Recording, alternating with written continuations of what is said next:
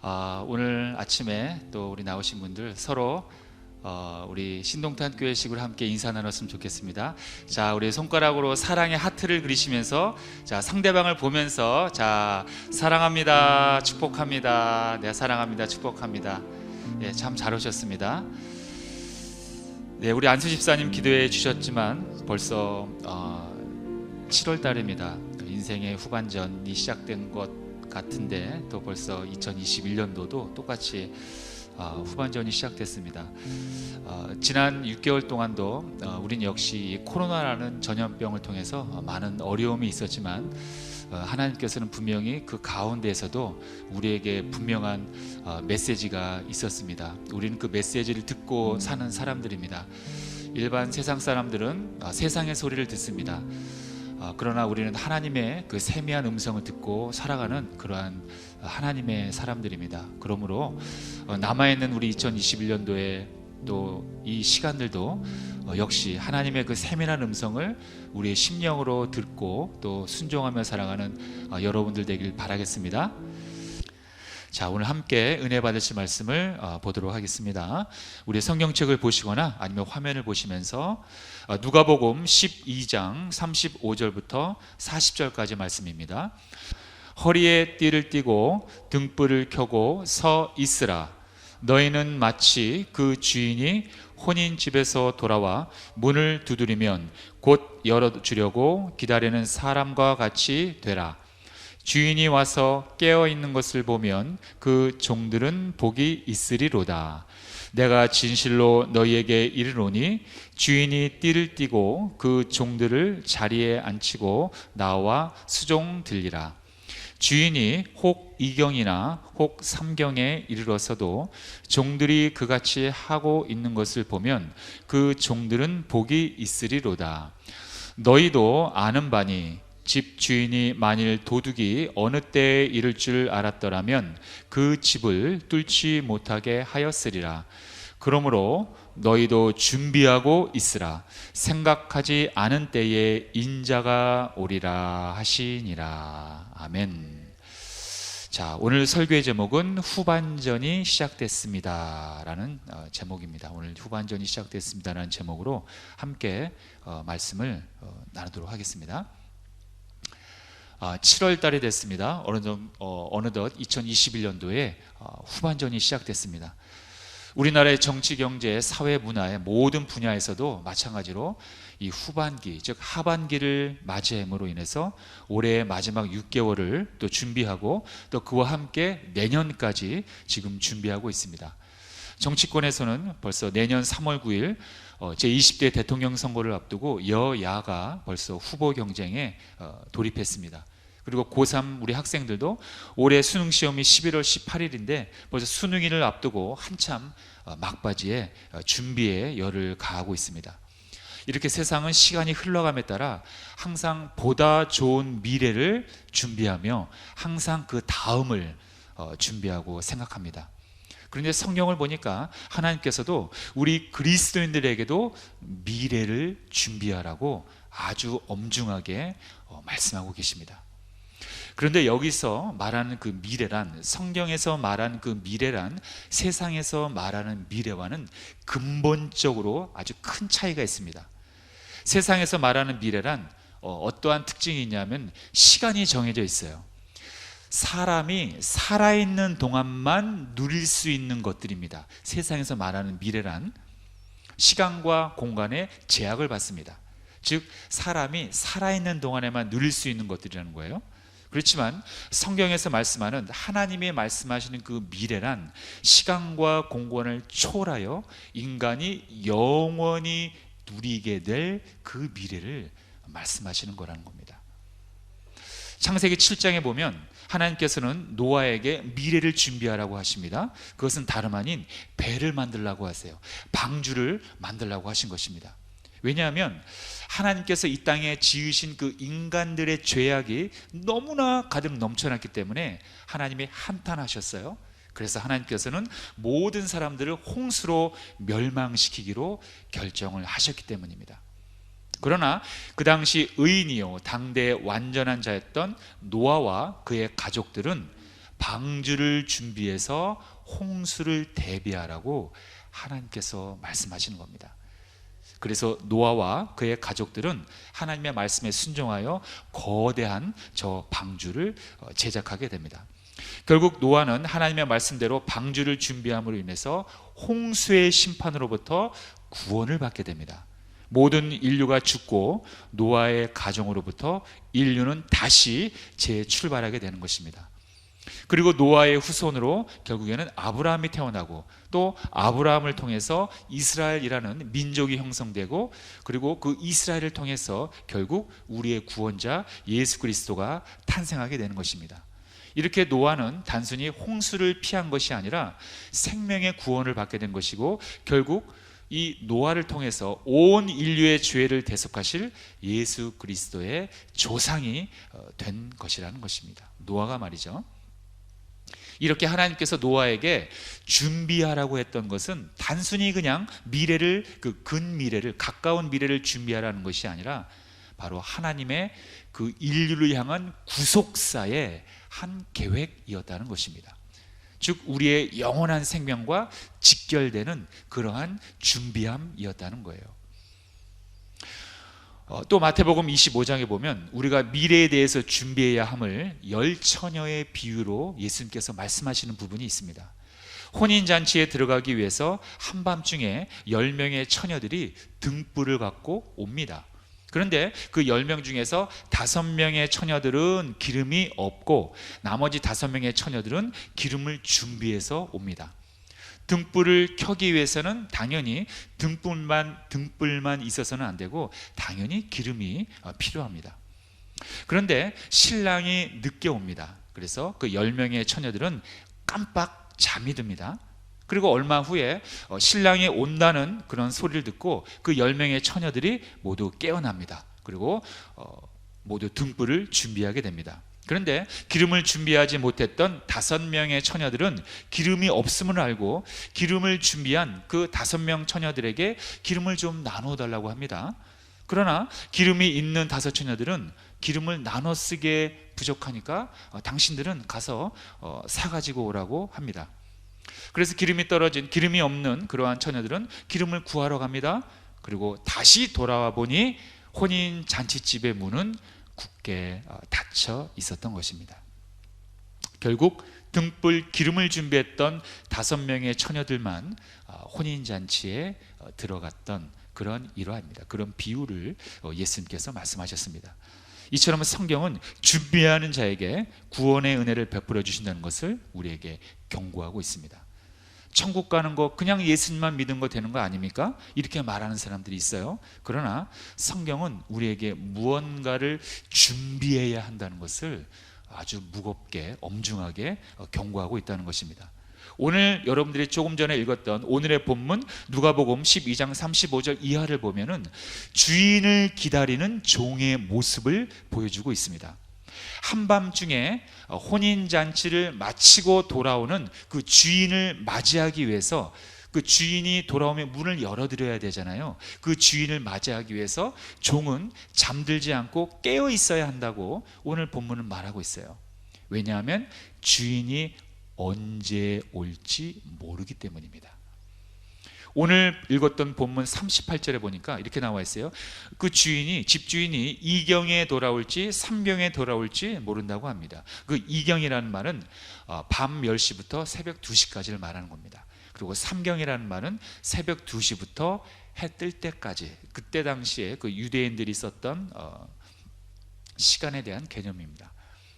그리고 오늘 본문은 마치 도둑이 우리에게 예고하지 않고 갑자기 오는 것처럼 주인도 예고하지 않고 우리가 생각하지 않은 때에 갑자기 온다고 이렇게 오늘 말씀하고 있어요. 오늘 40절에 보니까 그러므로 너희도 준비하고 있으라. 생각하지 않은 때에 인자가 오리라. 이렇게 예고 없이 오기 때문에 항상 준비하고 깨어 있어야 한다. 이렇게 말씀하고 있습니다. 예수님께서 재림하실 때 우리가 예상하지 못했던 때, 생각하지 않은 때에 온다는 말씀을 하시는 것입니다. 그렇다면 우리는 깨어 있어야 하는데 어떻게 깨어 있어야 합니까? 우리가 어떻게 준비해야 합니까? 오늘 그 방법에 대해서 오늘의 본문 35절과 36절에 그 방법에 대해서 오늘 알려주고 있는 것입니다. 다시 한번 읽겠습니다. 시작. 허리에 띠를 띠고 등불을 켜고 서 있으라. 너희는 마치 그 주인이 혼인집에서 돌아와 문을 두드리면 곧 열어주려고 기다리는 사람과 같이 되라. 네. 이렇게 성경은 허리에 띠를 띠고 등불을 켜고 서 있는 상태로 주인을 기다려야 한다고 말씀하십니다. 그렇다면 지금 현재 2021년도의 후반전, 아니 우린 지금 어쩌면 이 시대의 말세에 이 시대의 후반전을 살아가고 있는 사람들입니다. 그러한 저와 여러분들이 예수님의 다시 오심을, 우리 주인님의 다시 오심을 맞이하기 위해서 과연 준비는 해야 하는데 어떻게 준비해야 하는가를 오늘 함께 말씀을 나눠보도록 하겠습니다. 첫 번째로 우리는 어떻게 준비해야 합니까?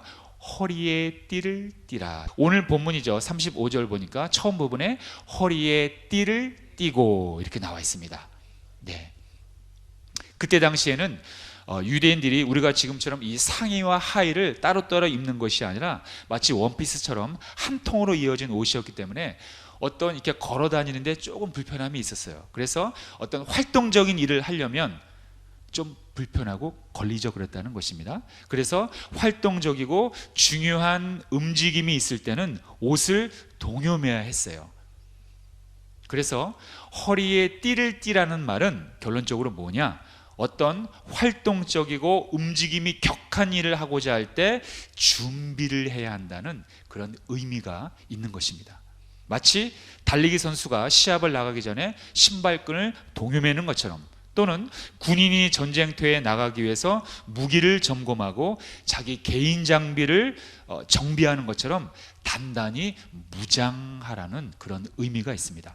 그렇다면 허리에 띠를 띠라는 말은 지금 우리에게 무엇으로 무장을 하는 거냐? 어떤 영적 의미가 있는가? 그것을 한번 알아봐야 됩니다.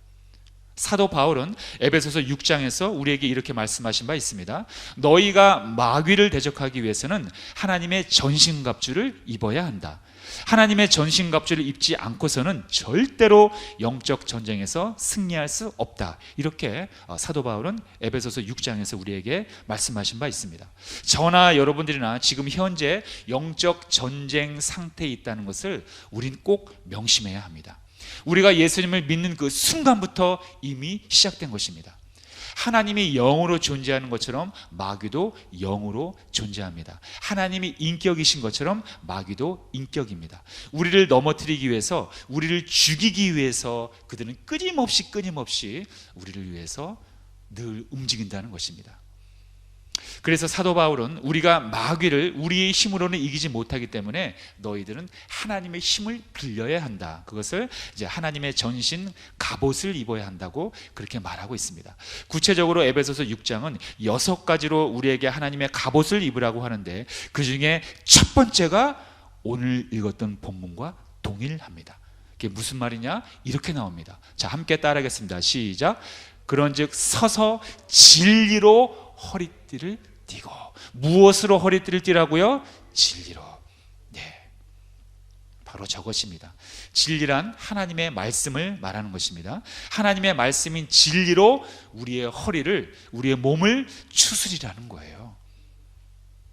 이 말씀은 무슨 말이냐면 우리의 이 생각, 우리의 가치관을 하나님의 말씀으로 가득 채우라는 의미입니다. 굉장히 중요한 것입니다. 하나님의 가치관으로 우리가 올바로 서 있어야 한다는 거예요. 이것이 기본적으로 되어 있지 않으면 절대로 마귀를 절대로 이길 수 없다는 것입니다.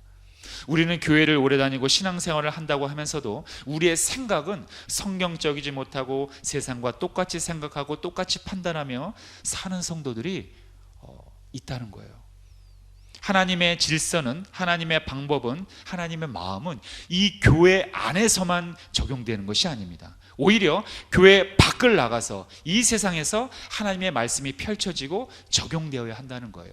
그러기 위해서 우리는 모여서 예배드리고 성경 공부하고 기도하는 것입니다. 이 안에서 우리가 누리기 위해서 하는 것이 절대로 아니라, 이 안에서 예배를 드리는 것은 세상에 밖을 나가서 하나님의 말씀을 펼칠 수 있도록, 하나님으로부터 받은 그 빛을 우리가 세상에 반사할 수 있도록 우리가 훈련하기 위해서 이 자리에 모인 것이라는 거예요.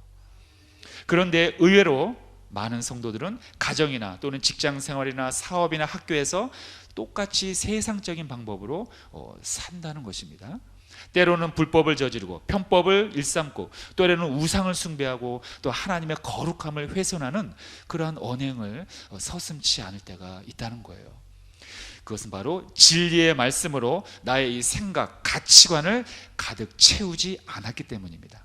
이 말은 오늘 성경에서는 바로 진리로 허리에 띠를 띠지 않았다, 이렇게 표현하고 있는 것입니다.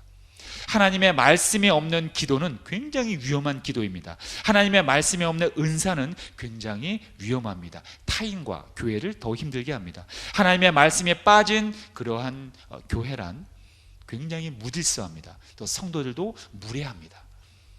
하나님의 말씀은 곧 하나님의 인격이요, 하나님의 그 자체입니다. 그러므로 사람을 변화시키는 그 능력이 있다는 거예요.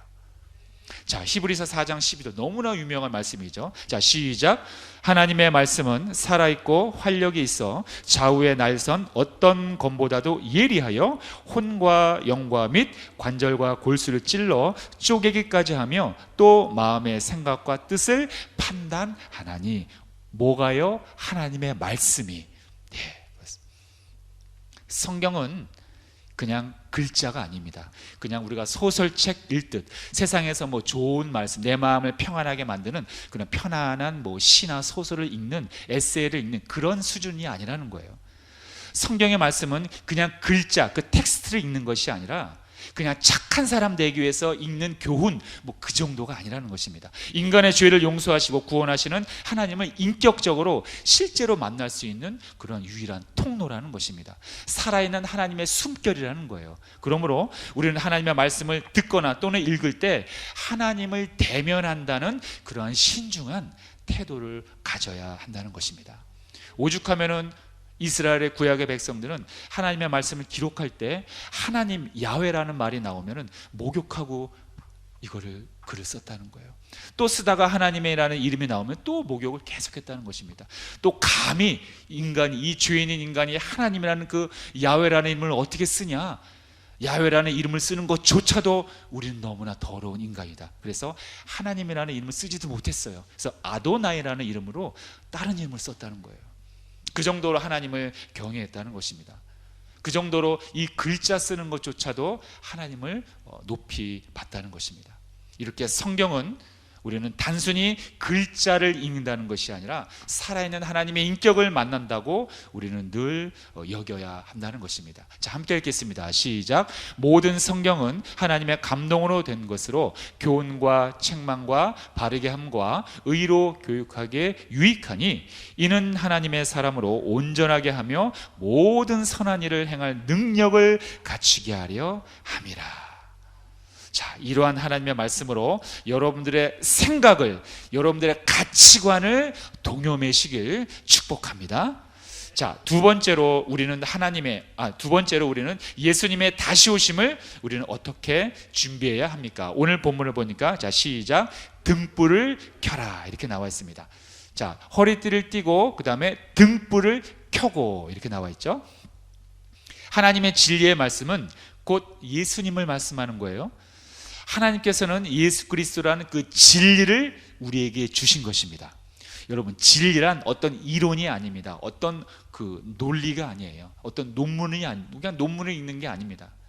진리란 인격입니다. 왜냐하면 진리란 결국 예수 그리스도이시기 때문입니다. 예수님 그 자체가 인격이라는 거예요.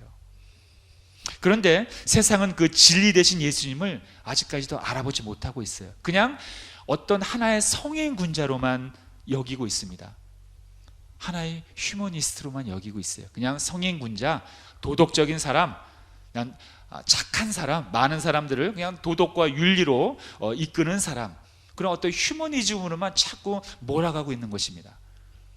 왜 그럴까요? 왜 세상은 예수님을 거기까지만 생각할까요? 바로 성령의 조명을 받지 못했기 때문입니다. 성령의 인도함을 받지 못했기 때문이라는 거예요. 즉 성령이 주시는 그 깨달음으로 예수님을 봐야 하는데, 성령이 주시는 시각이 아닌 세상의 시각으로만 예수님을 보니까 그냥 한낱 휴머니스트로만 예수님을 바라보는 것입니다. 우리가 그것을 탈피하기 위해서는 성령이라는 안경을 쓰고 성령이라는 조명을 받고, 조금 더 쉽게 얘기하면 성령의 인도하심을 받고 예수님을 바라봐야 합니다. 성경을 바라봐야 합니다. 그래야지만 진정으로 우리는 예수님을 만날 수가 있는 것입니다. 예수님께서는 그래서 요한복음 16장 14절에 이렇게 말씀하십니다. 시작. 그러나 진리의 성령이 오시면 그가 너희를 모든 진리 가운데로 인도하시리니. 죄는 우리의 지성, 감정, 의지를 어둡게 만들어서 하나님의 말씀을 깨달을 수 없게끔 만들었습니다. 예수님을 바라볼 수 없게끔 만들었습니다. 뭐가요? 죄가. 그러나 성령은 바로 그러한 어둠 가운데 있는 우리의 심령에 빛을 비추어서 우리가 예수 그리스도라는 그 진리를 올바로 바라볼 수 있도록 조명해 주시는 그 역할, 그 사역이 바로 성령님이 해주시는 사역이라는 것입니다. 자, 에베소서 1장 17절에서 그렇게 나와 있습니다. 우리 주 예수 그리스도의 하나님 영광의 아버지께서 지혜와 계시의 영을 너희에게 주사 하나님을 알게 하시고. 계시의 영이란 성령님을 말씀하는 겁니다. 즉 계시의 영, 성령님이 우리에게 올 때 우리가 하나님을 알 수 있다는 것입니다. 성경을 아무리 읽어도 하나님을 받아들이지 못하고 믿지 않는 사람들은 그냥 자신의 그 지성과 감정과 의지로 거기까지만 성경을 보는 거예요. 예수님을 나의 구원자, 구세주로 믿지 못한다는 거. 왜? 성령님이 임하지 않았기 때문에, 성령님이 그를 변화시키지 않았기 때문입니다. 우리가 출애굽기를 보면은 그 성막을 볼 수 있습니다. 하나님께서는 이스라엘 백성들에게 죄를 용서해 주시기 위해서 그 성막이라는 그 제사법을 알려주십니다. 그런데 그 성소 안에는 여러 가지의 기구들이 있잖아요. 이렇게 보면 우리가 볼 때 오른쪽에 그 12개의 떡을 올려놓는 상이 있습니다. 우리가 진설병상이다 뭐 이렇게 얘기하는데, 그 12개의 떡은 우리의 영의 양식, 즉 진리의 말씀을 상징하는 것입니다. 그런데 그 우리가 볼 때 오른쪽에 그 떡상이 있으면, 그 말씀을 상징하는 떡이 있으면 그것을 바라보는 바로 그 맞은편에는 등 촛대가 있어요. 불을 밝히는 촛대가 있습니다. 자, 그러니까 여러분들이 볼 때 오른쪽에는 그 떡을 놓는 그 상이 있습니다. 그리고 왼쪽에는 금촛대가 있다는 거예요. 자, 이 말씀을 상징하는 떡, 그런데 떡 바로 맞은편에 금촛대의 조명이 항상 저 떡을 비추게끔 되어 있어요. 이것을 제사장들은 항상 관리를 해야 합니다. 여기서 금촛대에서 나오는 빛은 바로 성령을 상징합니다. 이 성령이 저 말씀이라는 진리라는 떡을 항상 비추고 있는 거예요. 이 성령의 빛과 하나님의 그 진리의 말씀은 이렇게 항상 같이 간다는 것입니다. 우리의 심령은 어둡기 때문에 성령이 아니고서는 저 진리 되신 말씀을 볼 수가 없다는 것을 하나님께서 이미 출애굽기의 그 성막 제사법을 통해서 우리에게 밑그림을 주셨다는 거예요. 그러므로 우리는 성령의 조명을 받기 위해서, 즉 성령의 인도함을 받기 위해서 늘 성령님을 간구해야 한다는 거예요. 성령님이 나의 심령 가운데 임재해 달라고 늘 우리는 간청을 해야 된다, 기도를 해야 된다는 거예요. 성령님, 내가 성령님을 내 마음에, 심령에 초대합니다. 인정합니다. 환영합니다. 나에게 임하여 주시옵소서. 우리 교회에 임하여 주시옵소서. 우리의 가정에, 우리의 자녀들의, 우리 직장에, 우리의 일터 가운데 그리스도의 영이신, 하나님의 영이신 성령님께서 임재하여 주시고 인도하여 달라고 늘 기도해야 된다는 거예요. 그리고 또 한 가지는 성령과 동행하지 못하는 성도님들을 위해서 또 중보해야 합니다. 여러분들 주위에 있는 불신자들은 물론이고, 교회는 다니지만 거듭나지 못한 사람들, 예배는 드리지만 변화되지 않는 사람들, 감동이 없는 사람들, 이런 분들을 위해서 우리는 늘 성령님이 그분에게 임재하게 달라고 우리는 중보해야 하는 것입니다.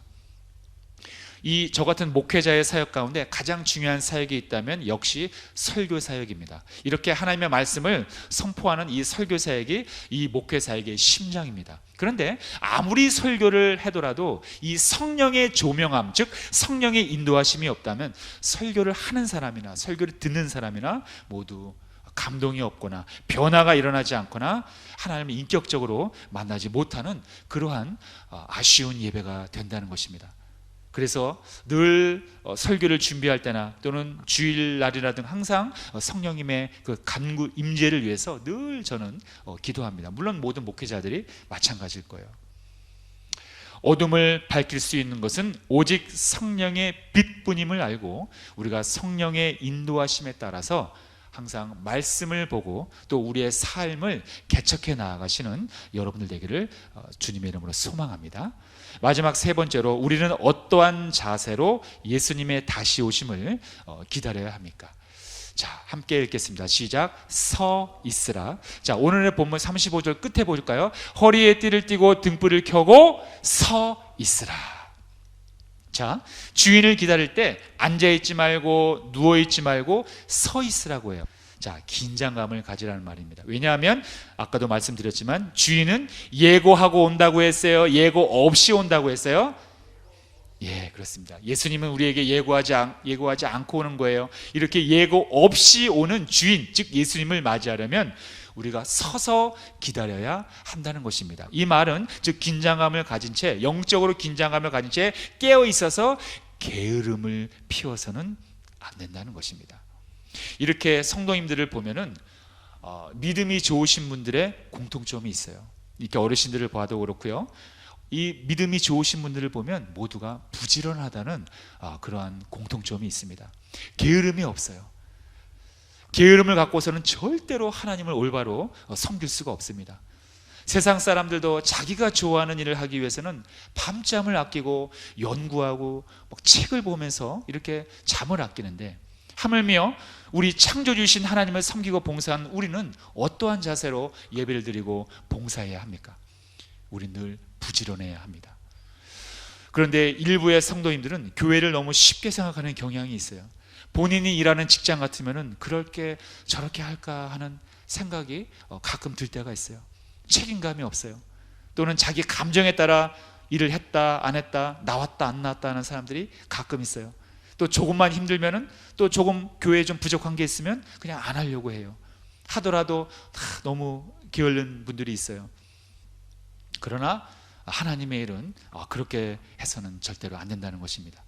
자, 사도 바울의 로마서 12장이 뭐라고 나와 있습니까? 자, 함께 읽겠습니다. 시작. 부지런하여 게으르지 말고 열심을 품고 주를 섬기라. 네, 부지런하여 게으르지 말고 열심을 품고 주를 섬기라고 했습니다. 하나님께서 우리를 위해 하신 일을 우리가 기억한다면 절대로 게을러질 수가 없어요.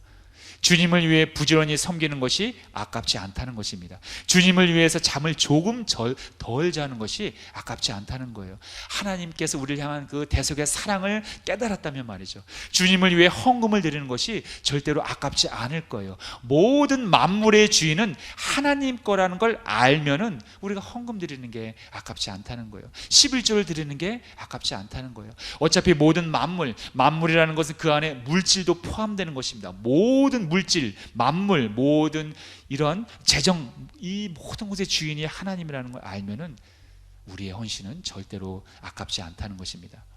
이렇게 본질적으로 하나님이 어떤 분인지를 우리가 알고 믿는다면 하나님을 섬기는 데 있어서 절대로 게을러질 수가 없다는 것입니다. 우리 인간은 혼자 스스로 존재할 수 없는 그러한 사람들입니다. 누군가의 도움과 헌신이 있어야지만 살아남을 수 있는 그러한 존재들입니다. 항상 합력해야 된다는 거예요. 우리 혼자 스스로 살아갈 수가 없기 때문에 그런 겁니다. 어떠한 사람들은 그래요. 교회는 어떤 카리스마가 있고 능력이 많은 목사님이 이끌어가는 것이다. 이것이 우리나라의 60년대와 70년대의 목회적인 방침이었습니다. 그때는 어떤 능력이 많고 은사가 많고 카리스마가 넘치는 그러한 목회자가 교회를 모든 것을 책임지고 이끌어갔습니다. 건강한 교회는 여러분들 꼭 아셔야 합니다. 한 사람이 모든 걸 다 하지 않습니다. 아무리 능력이 많은 사람이라 할지라도, 아무리 능력이 많은 목사님이라 할지라도 혼자 모든 일을 다 처리하고 한다면 그것은 굉장히 위험한 교회입니다. 그리고 건강하지 못한 교회입니다. 만약에 그러한 상태에서 목회자가 바뀌게 되면 그 교회는 문을 닫아야 되는 거예요. 또는 기능을 완전히 잃어버린다는 것입니다. 가장 위험한 교회는 열정이 있는 한두 사람이 모든 걸 다 할 때 그 교회는 굉장히 위험한 교회가 된다는 것입니다. 건강한 교회는 모든 일을 각기 나눠서, 각 기관별로 나눠서 하는 교회가 건강한 교회입니다. 그 교회의 머리는 예수님이시지만 각 분야별로 서로 협력하며 봉사할 때 그 교회는 가장 건강하고 가장 건전하고 그리고 튼튼하고 오랫동안 지속되는 그런 교회가 된다는 거예요. 사도 바울은 그래서 이러한 부분에 대해서 이렇게 말하고 있습니다. 너희는 그리스도의 몸이요 지체의 각 부분이라. 우리가 각 지체래요. 이 그리스도라는 몸이 있으면 우리는 팔, 다리, 심장, 발가락, 손가락, 머리카락, 코, 눈, 귀 이런 하나하나의 각각 지체라는 것입니다. 이 지체가 모여서 그리스도라는 예수님이라는 이 몸, 교회가 이루어지는 거예요. 여러분들과 저는 각각의 이 지체들입니다. 이 지체가 모여서 협력해서 유기적인 관계로 인해서 일이 이루어져야 한다는 것입니다. 굉장히 중요한 교회론입니다. 저는 우리 신동탄 교회가 앞으로 이런 교회가 되는 것을 목표로 기도하고 있습니다. 여러분들 모두가 함께 섬기는, 함께 그리스도를 드러내는 그런 교회가 되어야 합니다. 그것이 가장 건강하고 오랫동안 지속될 수 있는 주님의 몸, 주님의 교회라는 것입니다. 자, 다시 본문으로 돌아와서 하나님께서는 이렇게 게으른 사람을 굉장히 싫어하신다는 거예요. 즉 우리는 서서 주님을 기다려야 한다는 것입니다. 열심을 품고 게으르지 않고 늘 자기가 맡은 일에 충성을 다하며 우리는 주님을 기다려야 한다는 것입니다. 우리 사람은, 우리 인간은 육체의 노동을 하면 지치게끔 설계가 되어 있어요. 그래서 하나님의 일을 하는 것 또한 사실 우리가 물리적으로 봤을 때는 육체가 움직이기 때문에 피곤하고 참 몸이 아플 수가 있어요. 참 피곤하게 생각할 수가 있습니다. 그래서 많은 사람들이 안 하려고 하는 경향이 있어요. 그런데 참 희한합니다. 신비가 있습니다. 그것은 바로 하나님은 하나님의 일을 하려고 하고 결단한 자들에게 바로 에너지, 힘을 주신다는 것입니다. 하나님을 바라보는 자, 즉 앙망하는 자들에게는 언제나 새로운 힘을 주신다는 것입니다. 자, 이사야서 40장 28절부터 31절까지 함께 우리가 힘차게 합독합니다. 시작. 너는 알지 못하였느냐? 듣지 못하였느냐? 영원하신 하나님 야훼 땅끝까지 창조하신 이는 피곤하지 않으시며 곤비하지 않으시며 명철이 한이 없으시며 피곤한 자에게는 능력을 주시며 무능한 자에게는 힘을 더하시나니 소년이라도 피곤하며 곤비하며 장정이라도 넘어지며 쓰러지되 오직 야훼를 앙망하는 자는 새 힘을 얻으리니 독수리가 날개치며 올라감 같을 것이요 다른 박질하여도 곤비하지 아니하겠고 걸어가도 피곤하지 아니하리로다. 아멘. 자, 마지막 31절에 뭐라고 나와 있어요? 야훼를 바라보는 자, 즉 야훼를 앙망하는 자는 새 힘을 얻는다는 거예요. 하나님을 의지하지 않고 하나님을 바라보지 않기 때문에 피곤하고 지치고 하기 싫고 그렇다는 것입니다. 하나님을 바라볼 때 우리에겐 에너지가 생깁니다. 참 이게 신비스러워요. 저와 여러분들이 지치고 힘들고 상처 가운데 머물러 있다면 다시 한번 우리를 회복시켜 주시고 우리에게 새 힘을 주시는 하나님을 바라보시기를 주님의 이름으로 축원드립니다. 우리는 마지막 그날을 바라보며 살아가는 하나님의 백성들입니다. 우리는 주님의 다시 오심을 기다리며 살아가는 그런 하나님의 사람들입니다. 그러나 그때와 시를 모르기 때문에 우리는 자칫 나태해질 수 있습니다. 그런데 지금이 바로 그런 위험한 시기입니다. 바로 지금이 가장 위험한 시기라는 거예요. 저는 오늘 우리가 나눈 그 말씀들 통해서 여러분들이 그 각자의 영원한 미래를 준비하시기를 소망합니다. 항상 하나님의 말씀으로 여러분들의 생각을 채우고 성령의 조명함을 받아 항상 부지런함으로 주님을 섬기시길 바라겠습니다. 여러분들 모두가 깨어 일어나 준비함으로 말미암아 모두가 잠자는 한밤중에 갑자기 찾아오신 주님에게 문을 열어드려 주님의 천국잔치에 참여하는 그러한 저와 여러분들 되시길 주님의 이름으로 축원드립니다. 네, 기도하겠습니다. 할렐루야. 좋으신 아버지 하나님 감사합니다. 7월의 첫째 주일 성찬주일로 아버지 앞에 나왔습니다. 하나님 아버지, 우리는 지금 마지막 시대를 살아가고 있습니다. 주님께서는 우리에게 미래를 준비하라, 마지막 그날을 준비하라, 내가 다시 오마 그날을 준비하라고 말씀하셨습니다. 그런데 우리가 어떻게 준비해야 합니까? 무엇을 어떻게 준비해야 합니까? 주님께서는 우리에게 다시 한번 말씀해 주셨습니다. 그것은 바로 진리의 말씀으로, 하나님의 말씀으로 허리에 띠를 띠라, 이렇게 말씀하셨습니다. 그리고 성령님을 모셔드리고 늘 성령의 조명하심, 성령의 인도하심으로 살라고 말씀하셨습니다. 그리고 절대로 게으름 피지 말고 부지런함으로 주님을 섬기고 예배를 섬기라 말씀하셨습니다. 왜냐하면 게으름 가운데 마귀가 틈타기 때문입니다. 하나님, 우리가 마지막 그날까지 이 귀한 하나님의 말씀에 순종하며 살게 하여 주시옵소서. 그리하여 마지막 그날에 한밤중에 아무도 모르는 그 시와 때에 우리에게 찾아오신 주님을 우리가 서 있음으로 말미암아 문을 열어드려 천국잔치에 참여하여 우리가 천국의 한복판에 다 함께 모여 하나님을 찬양하는 우리 모든 하나님의 백성들이 되게 하여 주시옵소서. 감사드리고 축복하오며 예수님의 이름으로 기도하옵나이다. 아멘. 우리가 다시 한번